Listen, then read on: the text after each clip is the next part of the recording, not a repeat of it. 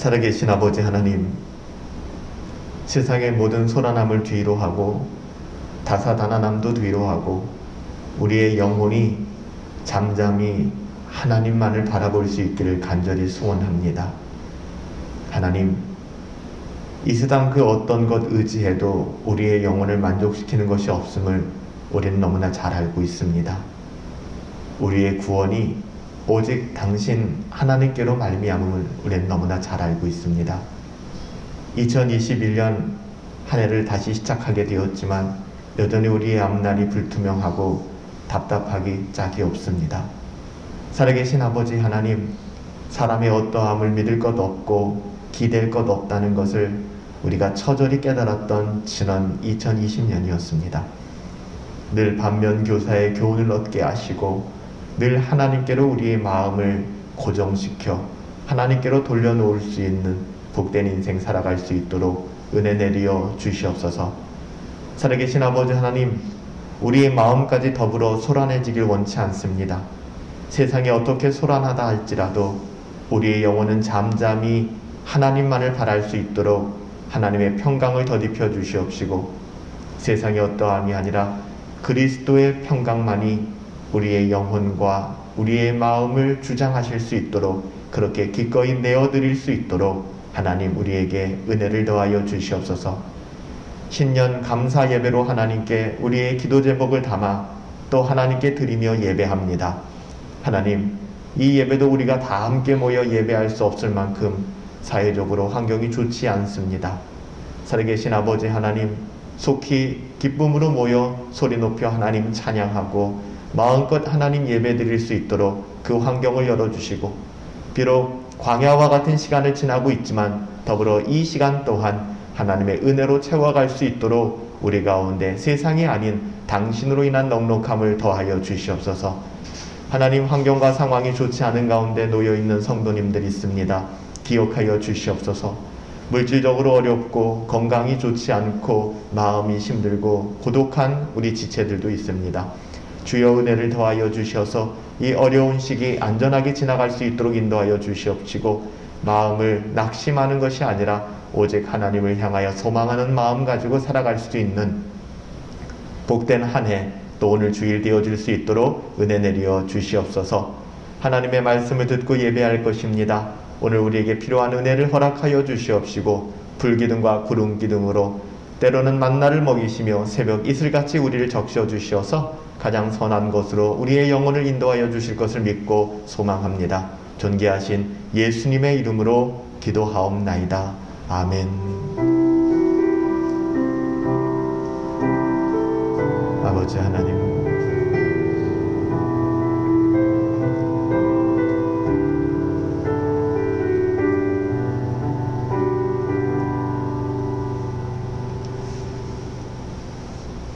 우리가 캐터키즘 신앙고백서를 계속해서 나누고 있는데요. 지난 1년 동안은 하이델베르크 교리문답을 52주 동안 우리가 살펴보았습니다. 좀 아쉬웠죠. 좀 깊이 있게 설명도 해드리고 강의하면 좋겠는데 그러지 못해서 우리가 묻고 답하는 문답만 그렇게 나누었었습니다. 올해는 조금 제가 마음을 먹고 다시 웨스트민스터 소요리 문답을 여러분들과 좀 나누고 있습니다. 오늘 새벽에도 제가 올려드렸는데요. 목회자의 수고가 그렇게 쉽지는 않습니다. 그렇게 말씀을 해서 같이 공유한다는 게 쉬운 일은 아니거든요. 그래서 가장 큰 기쁨은 성도님들이 함께하고 또 신앙에 유익을 얻는 것이 저는 가장 행복하고 그것이 큰 위로라고 생각합니다. 특별히 웨스트민스터 소요리 문답 어저께부터 시작했어요. 1문, 또 오늘 새벽에 2문. 그래서 매주 토요일 주일은 우리가 새벽 묵상으로 쉬어갔었잖아요. 근데 토요일 주일은 웨스트민스터 소요리 문답으로 이어갈 거고요. 평일날은 로마서를 이어가려고 합니다. 그래서 여러분들이 꼭 한 10분, 길어야 10분, 짧으면 5분 정도의 메시지니까 꼭 같이 들으셔서 경건과 신앙의 유익을 다시 한번 삼을 수 있었으면 좋겠습니다. 1문은 이렇게 묻죠. 우리가 너무나도 잘 아는 1문이죠. 사람의 제일 되는 목적을 묻습니다. 사람의 제일 되는 목적은 무엇인가? 우리가 잘 아는 것처럼 사람의 제일되는 first, 근본되는 것이죠. 근본되는 목적은 무엇입니까? 하나님을 영화롭게 하는 거예요. glorify him. 그를 영화롭게 하는 것이고요. 영원토록 그를 즐거워하는 거예요. 이게 사람의 목적이에요. 창조 질서고요. 그러니까 우리가 하나님을 영화롭게 하는 삶을 살아가야 하고요. 또한 영원토록 그 하나님을 즐거워하는 것이 우리 인생의 목적이라는 사실을 잊지 마시기 바랍니다. 두 번째 질문은 이렇게 묻죠. 그럼 우리가 어떻게 하나님을 영화롭게 하고 또 어떻게 하나님을 기뻐해야 되는가? 내 나름대로 하나님을 영화롭게 한다고 하지만 하나님을 욕되게 하는 경우도 많고요. 내 나름대로 기쁘고 즐겁다고 하지만 하나님과 전혀 상관없는 경우들도 있어요. 그래서 하나님께서는 무슨 규칙을 우리에게 주셔서 어떻게 하나님을 영화롭게 하고 즐거워할 것을 지시하셨는가, 가르쳐 주셨는가예요. 답은 이렇죠. 신구약 66권입니다. 신구약 성경에 기록된 하나님의 말씀은 어떻게 우리가 하나님을 영화롭게 하고 즐거워해야 할 것을 지시하는 유일한 규칙이에요. 여기서 중요한 것은 유일한 규칙입니다.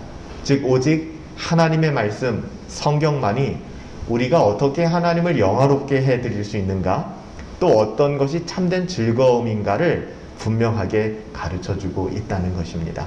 여러분들이 오늘 요리문답 1문 1답 2문 내용 다 아시는 내용들이니까 다시 한번 여러분 마음속에 다시 한번 새겨보시고 또 돌아볼 수 있는 은혜가 있게 되길 바랍니다.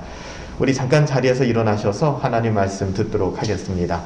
경건한 마음으로 하나님 말씀을 여러분 들어주시기 바랍니다. 마음으로 따라 읽어주시기 바랍니다. 한 절 말씀밖에는 안 되는데요. 골로새서 1장 24절 말씀입니다. 이는 하나님께서 우리에게 주시는 살아있는 하나님의 말씀입니다. 하나님의 말씀을 들으십시오. 나는 이제 너희를 위하여 받는 괴로움을 기뻐하고 그리스도의 남은 고난을 그의 몸된 교회를 위하여 내 육체에 채우노라. 아멘. 자리에 앉아주시기 바랍니다. 오늘 새해 첫 주일 예배입니다. 신년 감사 주일 예배로 하나님께 예배하는데요. 오늘 골로새서 1장 24절 말씀을 가지고 그리스도를 더 가까이 하는 삶. 오늘 제 안에 갈등이 좀 있었어요. 설교 제목을 어떻게 잡을까? 이 그리스도를 더 가까이 하는 삶은 뭐랑 연결되어 있냐면 고난과 연결되어 있기 때문에 이 고난이라는 내용을 설교 제목에 담아야 되지 않을까 고민을 좀 많이 했는데 그리스도를 더 가까이 하는 삶이 어떤 삶일까? 고난을 마다하지 않는 삶, 희생과 포기와 가난과 심지어는 고난이라 할지라도 그것을 그리스도로 말미암아 넉넉하게 감당하는 삶이 이렇게 길게 설교 제목을 할 수는 없으니까 그것이 하나님의 자녀의 삶이고 신자의 삶이라는 것을 오늘 우리가 함께 나누길 원합니다. 우리가 사회적 거리두기라는 말 굉장히 생소하죠. 지금은 굉장히 익숙하지만 1년 전에 사회적 거리두기라는 말을 사용했을 때 뭐 이런 말이 다 있나 그렇게 생각을 했었습니다. 저는 그렇게 생각을 해보았어요. 하나님과 편리한 거리두기가 가능할까? 우리가 지금은 사람들과 2m 이상 가까이 하지 말아라, 5인 이상 모이지 말아라, 사회적 거리두기를 해라, 그것도 단계를 나눠서 얘기하고 있지만 신앙적으로 한번 생각해 보았어요. 우리는 하나님과 어떤 거리두기를 하고 살아가고 있을까? 특별히 하나님을 좀 편리한 거리에 두고 살아가고 있지는 않을까? 이 질문에 대한 대답 여부와 별개로 많은 사람들은 실제로 신앙생활을 한다고는 하지만 하나님과 적당한 거리를 두면서 그냥 이렇게 살아가는 경우들이 많이 있는 것 같아요. 편리한 거리두기, 그러니까 적당한 거리두기, 참 편한 말입니다. 우리는 어떤 사람과도 이런 식으로 관계를 맺고 싶지 않을 것입니다. 누군가가 나하고 그런 관계를 맺는다고 하면 굉장히 마음이 불편해질 것입니다. 내가 좋으면 웃으면서 만나고 내가 싫으면 어떤 이유를 대서든 만나고 싶지 않고 피하게 되고, 그러니까 다시 말하면 자기의 입맛대로 자기가 편한 대로 맺는 지극히 이기적인 관계 맺음, 이것이 어떻게 보면 적당한 거리두기라는 것이죠. 가장 쉽게는 이런 관계 맺음을 우리가 어디서 볼 수 있을까요? 아쉽게도 가장 가까운 사람, 부모님과의 관계, 또 배우자와의 관계에서 우리는 가장 많이 이런 모습들을 찾아보게 됩니다. 우리는 종종 우리의 부모님과 이런 식으로 관계를 맺으려고 할 때가 많아요. 또 뿐만 아니라 우리의 자녀들은 부모님을 향해서 이런 종류의 관계를 맺으려고 할 때가 굉장히 많습니다. 여러분, 이것은 타락한 인간의 마음, 즉 인간의 이기심, 또 죄악 때문에 나타나는 현상들이에요. 엄마 아빠는 다 받아줄 것 같으니까, 배우자는 다 받아줄 것 같으니까 자기가 좋을 때는 좋은 대로, 싫으면 싫을 대로 방문을 닫고 들어가는 그런 관계를 맺기 시작하는 것이죠.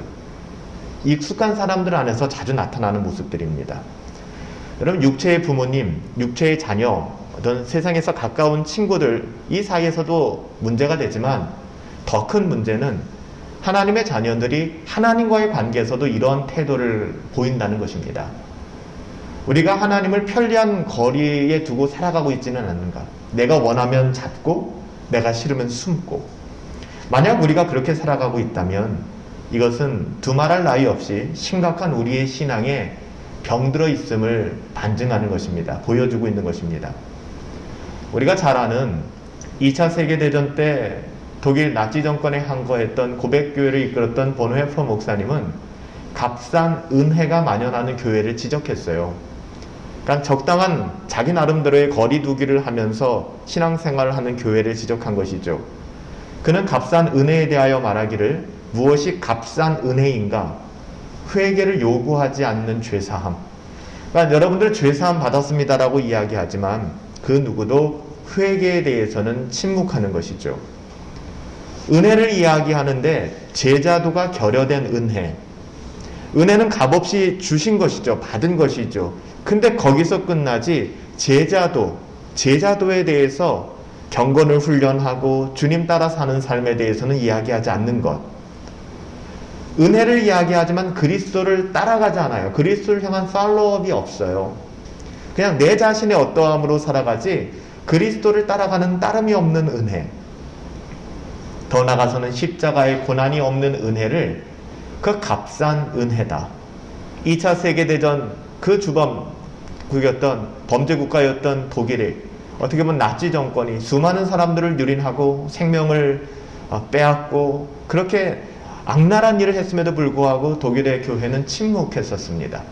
나치 정권과 어떻게 보면 야합해서 그들의 실리를 추구했었죠. 이때 같은 민족이지만 하나님의 말씀을 가지고 나치 정권과 독일에 대항했던 사람이 본헤퍼 목사님이었습니다. 값싼 은혜주의에 대해서 맹렬한 비판을 가했었죠. 이런 값싼 은혜는 어떤 결과를 낳는지 아세요? 교회를 고난도 감당할 수 없는 아주 무력한 교회로 만듭니다. 값싼 은혜주의에 매몰되면은 성도들이 교회가 고난에 버틸 힘이 없어요. 조금만 어려움이 와도 입이 이만큼 나와요. 시험 들었다라고 얘기해요. 그러니까는 자생 능력이 없는 거예요. 우리가 가끔 공원을 걷다 보면 공원에 그렇게 써놨잖아요. 우리 오리라든지 이게 야생동물들이 있잖아요. 절대로 먹이를 주지 말라고 하죠. 거기 우리가 생각할 때는 귀여우니까, 그리고 좀 측은지심이 생기니까 오리나 거위떼들에게 먹이도 주고 싶은데 거기 뭐라고 써놨습니까? 이 동물들의 자생 능력, 자기들이 그냥 살아가려는 그 능력을 빼앗아 간다는 거예요. 사람들이 먹이를 주면은. 여러분, 오늘날 교회가 그냥 값싼 은혜, 와서 앉아만 있어도 고맙다, 앉아만 있어도 참 여러분들은 최선을 다한 것이다 라는 방식으로 이야기하다 보니까, 그러니까 서비스업의 일종이 되어지다 보니까 이 은혜라는 것이 굉장히 값싼 은혜주의가 팽배하게 되었고, 교회 자체가 굉장히 무기력해진 그런 경향이 있습니다. 값싼 은혜는 그냥 이런 거죠. 아, 나는 죽어서 천국 갈래. 그냥 내세, 다음 생의 보장, 무슨 보험도 아니고 말이에요. 영생의 보험의 혜택을 바라면서 그냥 연금 붓듯 살아가는, 그래서 적당히 착한 그리스도인, 너무 과하지도 않고 덜하지도 않고 그냥 적당한 그리스도인.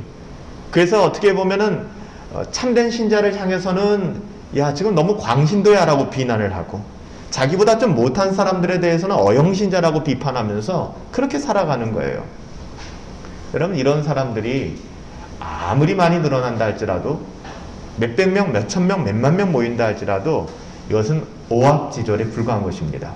우리가 사상누각이라고 얘기하잖아요. 모래 위에 쌓은 성과 별반 다를 것이 없습니다. 고난이 찾아오잖아요. 다 무너지고 맙니다. 여러분 바닷가에 가서 뭐 어린 시절이나 아니면 뭐 가족들과 함께 모래성을 쌓아보신 적 혹시 있으십니까? 열심히 진짜 이 손톱에 모래가 다 박힐 정도로 견고하게 모래성을 쌓았다고 생각하는데 밀려드는 파도에 여지없이 무너지고 맙니다. 막을 재간이 없죠. 주님께서는 주님을 따라오르는 사람들을 향하여 이렇게 말씀하십니다. 제한을 두지 않고 말씀하시면서 누구든지 괜찮다. 하지만 누구든지 나를 따라오려거든 그냥 따라오는 것이 아니라 자기를 부인해야 한다. 내 자신을 부정해야 한다. 내가 하고 싶은 것, 하고 싶은 말, 내 모든 그 욕구들이 있잖아요. 이것을 부인해야 된다. 그리고 자기의 십자가를 지고 나를 따라와야 된다라고 분명히 말씀하셨습니다. 마태복음 16장 24절이죠. 여러분, 자기를 부인한다라고 하는 것은 정말 힘든 과정입니다. 자기 부인은 십자가를 지는 삶의 전제거든요. 그러니까는 십자가를 지기 위해서 필요한 것은 먼저 자기가 부인되어져야 됩니다. 그러니까 내가 살아있으면 안 돼요. 이 고영훈이라는 사람이 살아있으면 절대 십자가를 질 수가 없습니다. 그건 고영훈이지 그리스도와 연합된 자가 아닌 거예요. 그러니까 나는 내 인생을 사는 것이죠. 여러분, 고난을 원하는 사람이 있을까요? 본능적으로 고난을 원하는 사람은 아무도 없습니다. 하물며 십자가에서 죽는다? 처형? 내 자신을 부인하고 내가 십자가를 지고 내가 죽는다? 이걸 원하는 사람은 아무도 없습니다. 근데 이게 기독교의 핵심이라는 사실을 알고 계십니까? 참으로 그리스도를 따르기 위해서는 우리가 십자가를 져야만 합니다. 이거는 옵션이 아니에요. 이거는 반드시. 그러기 위해서는 먼저 자기 자신이 부인되어져야겠죠. 이게 굉장히 고통스러운 작업이에요. 쉽지 않아요. 우리의 DNA는 죄인이고 악한 자들이기 때문에 본능적으로 우리는 이걸 너무 싫어해요. 그래서 내 자신이 부인당해지고 내 자신이 모욕감을 느끼면, 모멸감을 느끼면 사람이 사람도 죽이잖아요. 내 자존심을 건드렸다는 이유 하나로.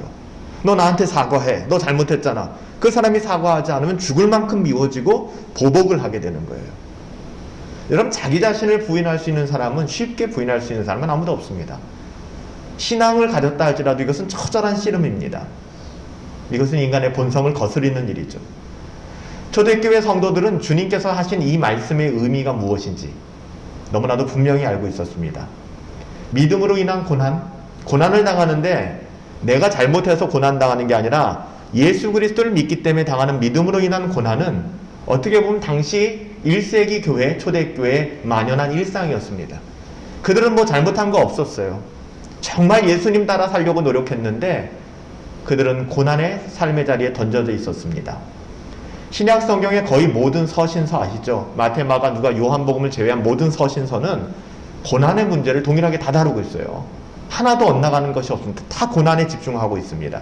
이게 조금도 이상한 일이 아니에요. 왜? 당시의 모든 초대교회 성도들은 이 고난과 직면해 있었기 때문에 그렇습니다. 요즘에는 팬데믹, 코로나, 거리두기, 이게 거의 일상적으로 쓰이는 단어 아닙니까? 그렇잖아요.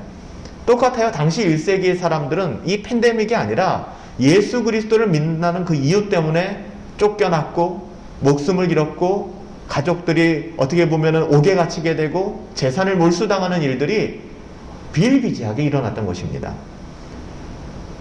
복음의 은혜, 그 진수는 무엇일까요?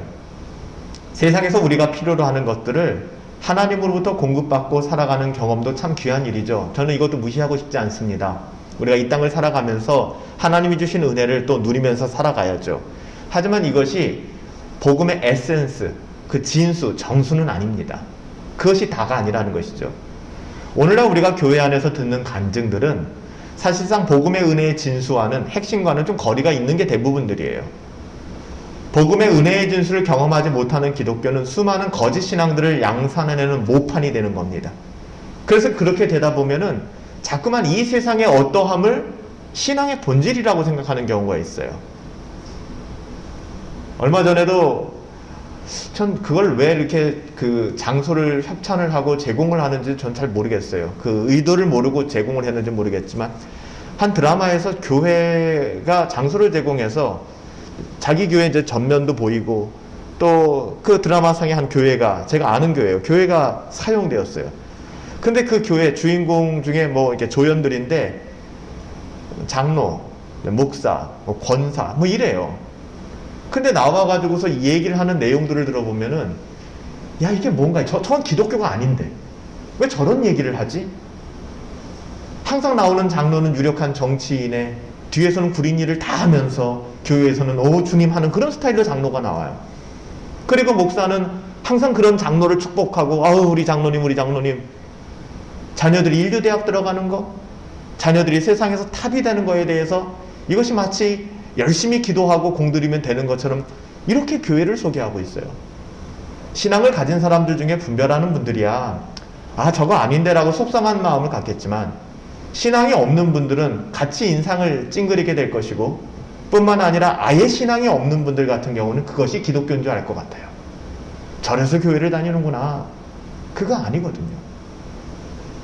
그래서 교회가 은혜의 복음에서 떠나고 기독교의 복음을 가치 있게 전하지 않으면 어떻게 되는가? 수많은 거짓 신앙들을 양산해내는 모판 아시잖아요. 모판. 예, 모판. 이 모판이 되는 거예요. 그렇기 때문에 이 모판이 심겨지면 우후죽순 어떻게 보면 쭉정이들이 자라나게 되고 교회가 교회되지 못하게 되고, 이런 사람들이 군중을 이루게 되고 다수가 되면 교회의 근간이 흔들리게 되는 것이죠.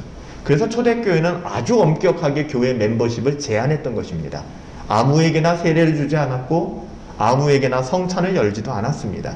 그게 폐쇄적이고 이기적인 집단이 아니라 그 이유가 거기에 있는 거예요.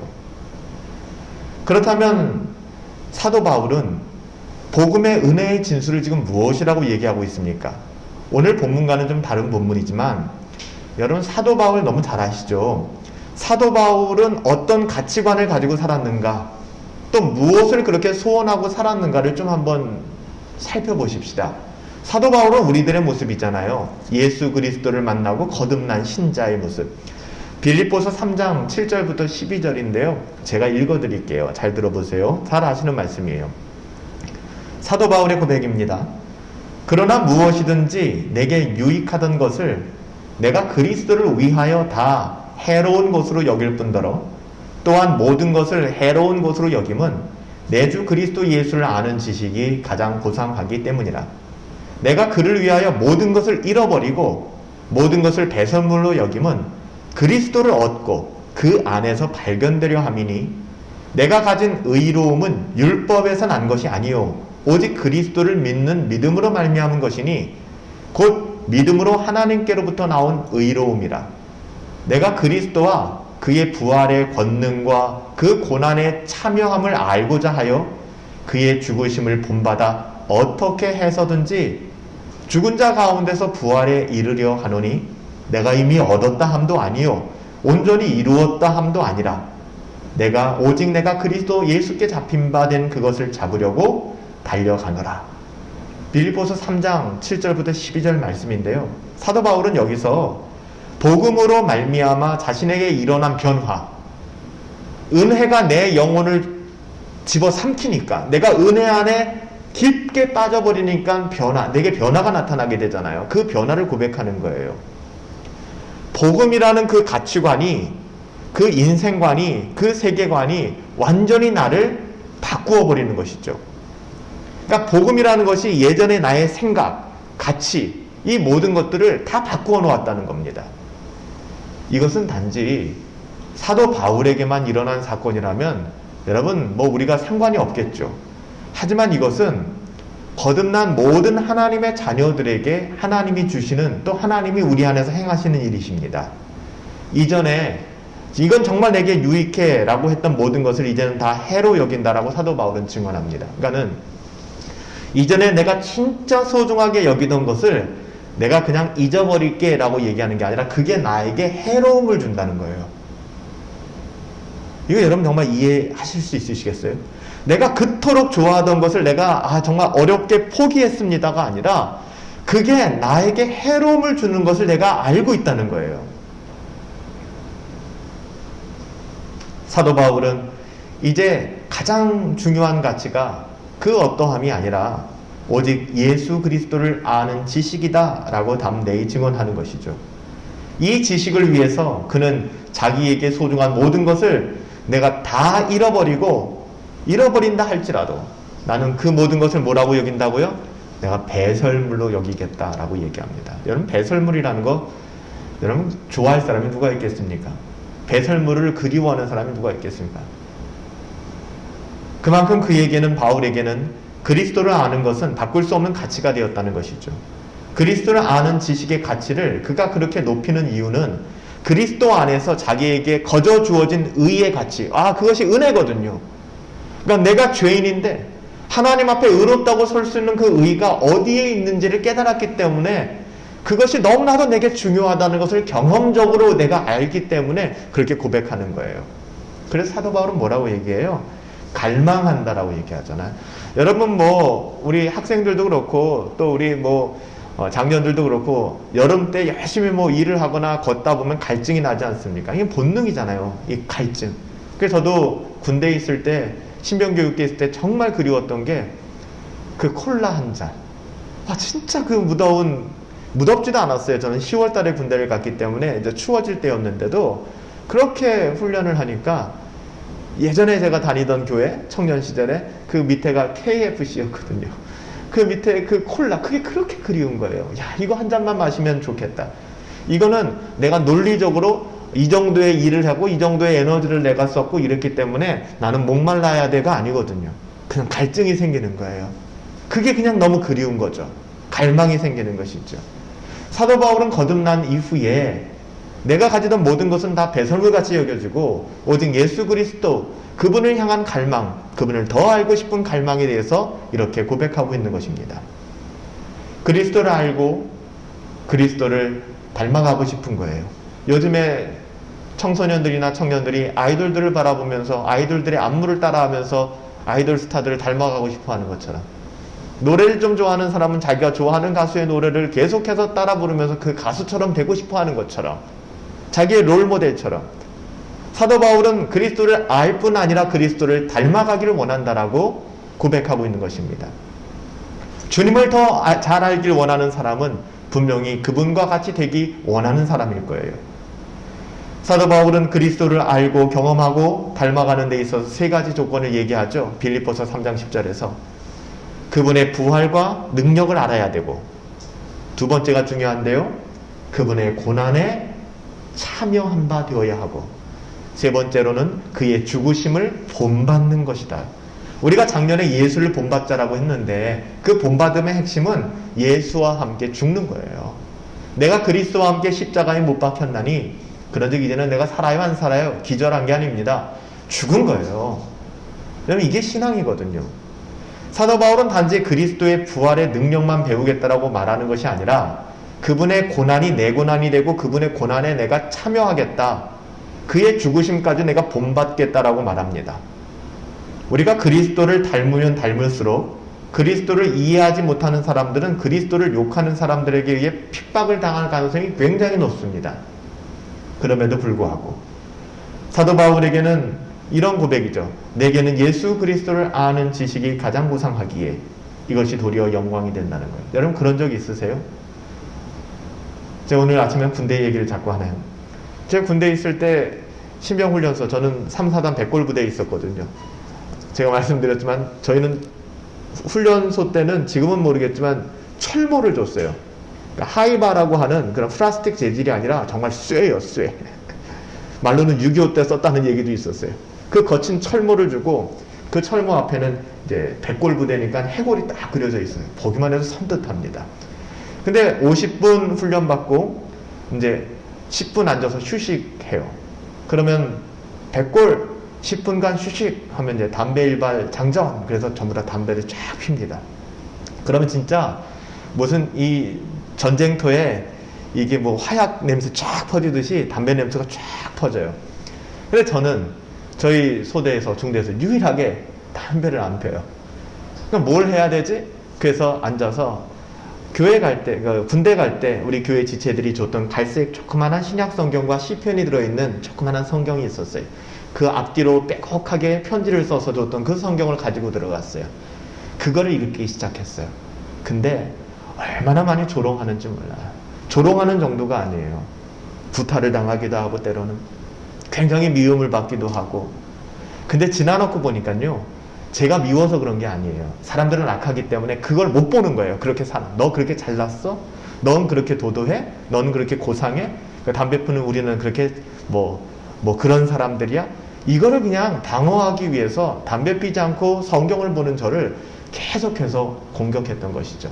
그러니까 우리가 세상의 어떠함을 추구하지 않고 묵묵히 하나님의 말씀대로 살아가려고 할 때, 여러분, 우리가 비난을 당하고 조롱을 당하고 또 불이익을 받는 것은 여러분 어떻게 보면 당연한 것입니다. 그런데 지금도 기억나요. 늦가을이죠. 늦가을에 어떻게 보면 젊은 청년이 북한이 내려다 보이는 곳이거든요. 그 철원 전방에서 훈련을 받으면서 그런 조롱과 그런 외로움을 경험하면서도 하나님의 말씀이 주는 그 은혜와 기쁨이 진짜 얼마나 큰지 모르겠더라고요. 그래서 정말 하나님의 말씀이 이렇게 달구나 라는 것을 전 참 많이 느꼈습니다. 사도 바울이 고백하는 것이 바로 그거예요. 사도 바울은 그리스도의 고난 속에서 그분의 능력을 체험하고 공유함으로 더 그리스도를 알기를 원하고 하나님의 말씀이 주는 그 지식이 얼마나 고상한가를 알게 되었어요. 그래서 제가 이렇게 쏘는 총에 맞은 게 아니고 거의 마지막 주차 각계전투라는 걸 하거든요. 남자들은 알겠지만 각계전투를 하는데 진짜 힘든 훈련이었어요. 근데 어떻게 하다가 그 옆에 있는 동료 우리 전우죠. 우리 전우의 총 개머리판이잖아요. 개머리판에 제가 손목을 맞았어요. 훈련을 하다. 그래가지고 손목이 부러진 건 아닌데 굉장히 좀 많이 붓고 좀 그랬어요. 그렇게 저를 미워했거든요. 사람들이 쟤 목사냐 뭐하냐 그러면서 굉장히 조롱하고 그랬는데 사실 속마음은 그러지 않았던 거예요. 제가 그렇게 쓰러지니까 이 친구들이 저를 향해서 호의를 베풀기 시작하는데 제가 상상을 초월한 호의를 베푸는 거예요.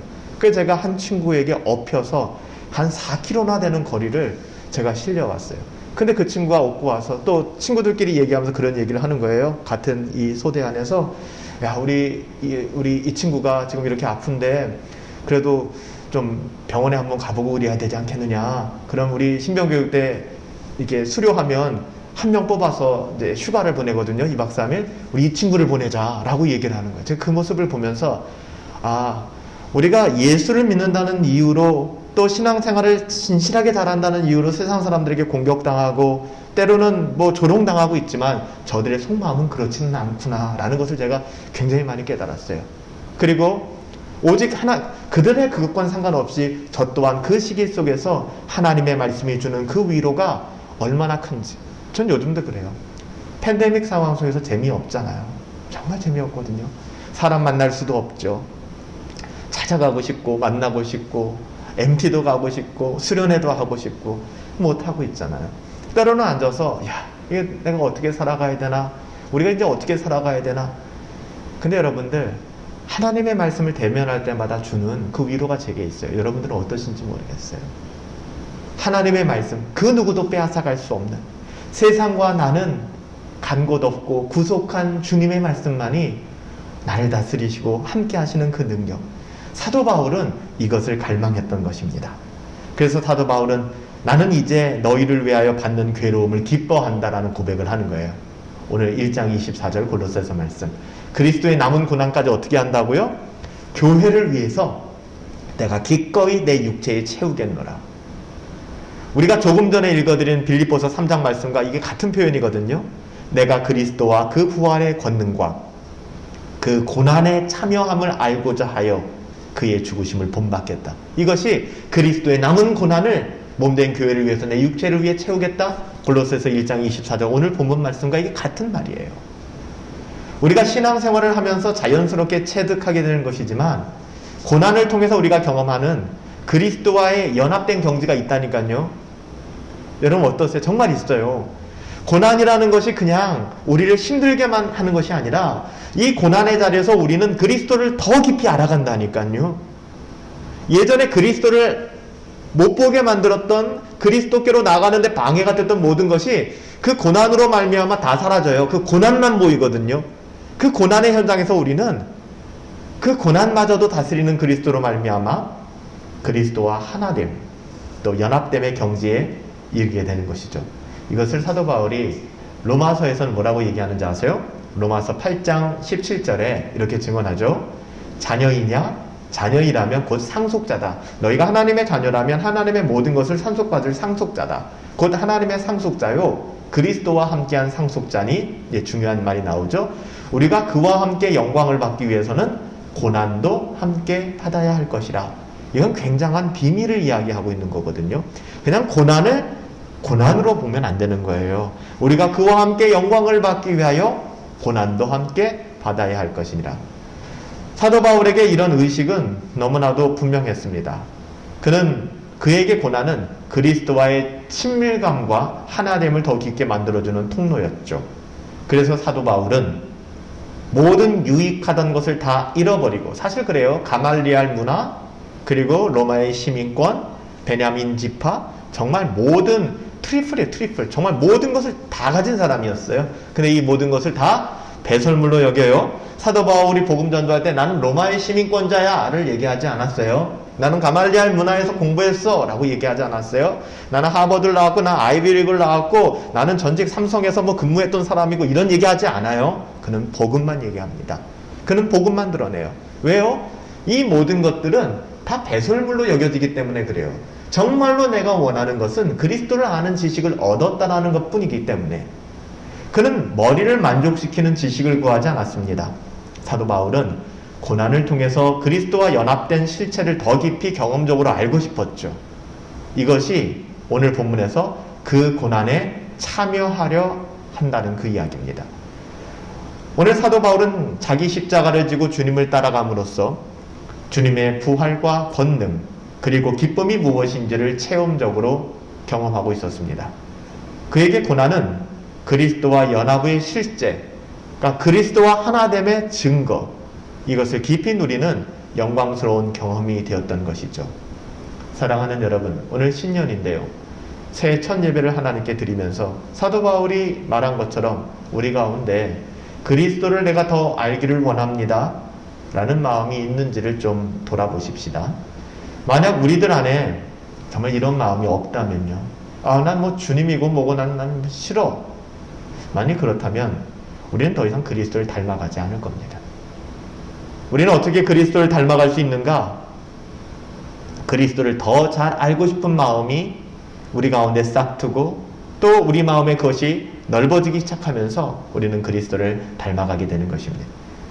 사실 그리스도를 닮아가길 원하는 것은 모든 믿음의 사람들이 가지는 그런 간절한 소망이거든요.